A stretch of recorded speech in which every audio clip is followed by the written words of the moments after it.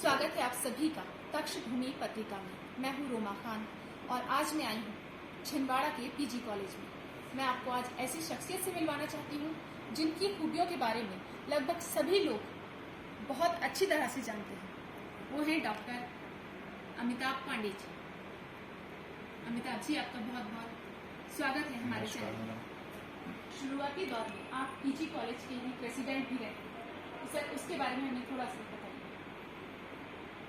1977 में मैं PG college के स्टूडेंट के रूप में इस कॉलेज में प्रवेश लिया था। कॉलेज के फर्स्ट ईयर में ही मैं क्लास रिप्रेजेंटेटिव बना। 1981 में इस पीजी कॉलेज का मैं प्रेसिडेंट के रूप में रहा। हमारी पूरी पैनल उस समय जीती थी।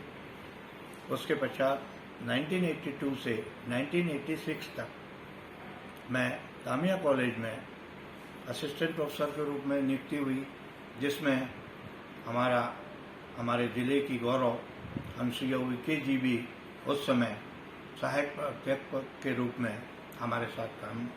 2020 तक मैं एनसीसी अधिकारी के रूप में मैंने काम किया है। मैंने 4 साल मध्य प्रदेश छत्तीसगढ़ दक्षिण किया और 2 बार मैं मध्य प्रदेश छत्तीसगढ़ की टीम लेके दिल्ली वहाँ पर गया था।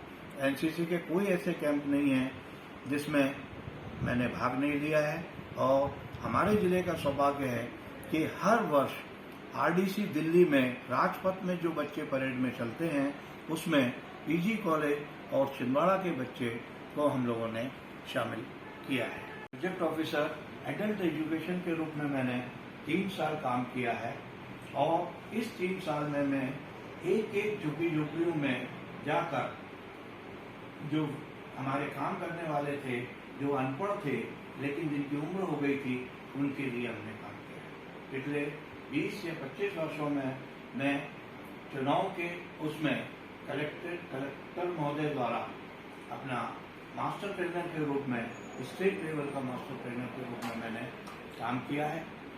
कॉमर्स का प्रोफेसर रहा हूँ पिछले 41 साल से और 42वां साल मैं इसी महाविद्यालय में, जिस महाविद्यालय में पढ़ा हूँ, मेरे सब साथी लोग जहाँ पे जो रहे हैं, उसी महाविद्यालय का मैं प्राचार्य के रूप में काम कर रहा हूँ और 48 कॉलेज अभी इस समय जो जिले के कॉलेज हैं उन कॉलेज को लीड कर रहा हूँ शासन की तरह।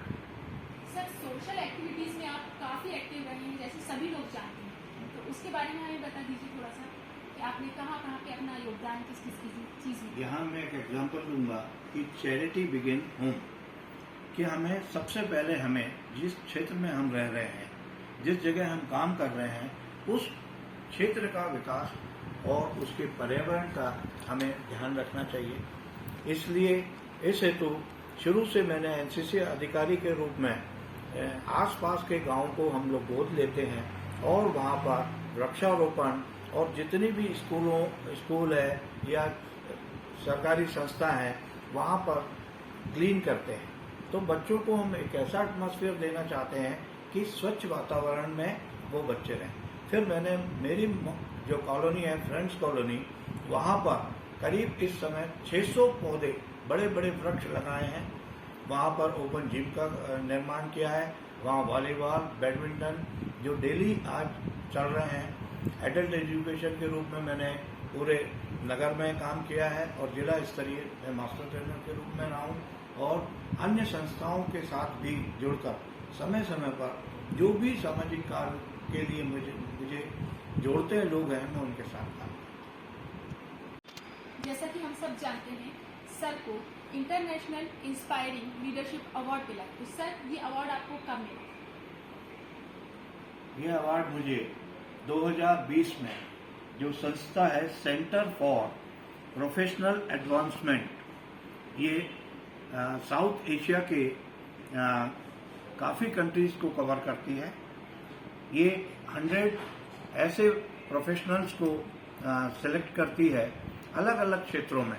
तो मुझे जो ये पुरस्कार मिला है इंस्पायरिंग लीडरशिप का, कि किस प्रकार से आप बच्चों को, किस प्रकार से आप अपने संस्था को इंस्पायर करते हो और कुछ नया इनोवेटिव काम जो आपने किया है उस संस्था ने मेरा बायोडेटा बनाया था और बायोडेटा के आधार पर पूरे देश में से और इन 5 जितनी कंट्रीज है उसमें से मेरा सिलेक्शन हुआ। सर, जैसा कि आप पंडित रविशंकर यूनिवर्सिटी में एग्जीक्यूटिव काउंसिलर मेंबर भी रहे हैं, तो उसके बारे में बताइए हमें कुछ। वाइस चांसलर के पश्चात जो सबसे पावरफुल समिति होती है वो एग्जीक्यूटिव काउंसिल की होती है, और वहाँ के मेरे यहाँ के अनुभव को देखते हुए वहाँ के वाइस चांसलर महोदय ने अपनी जो ये एग्जीक्यूटिव सलाहकार समिति जो होती है उसका सदस्य मुझे बनाया है, और समय समय पर मैं जाकर अपने विचार वहाँ पर उस यूनिवर्सिटी में रखता हूँ। कॉलेज में फिलहाल आप क्या नया लेके आ रहे हैं, क्या नया बदलाव कर रहे हैं फिलहाल? पिछला 1 साल से मैं पीजी कॉलेज के प्राचार्य के रूप में कार्य कर रहा हूँ।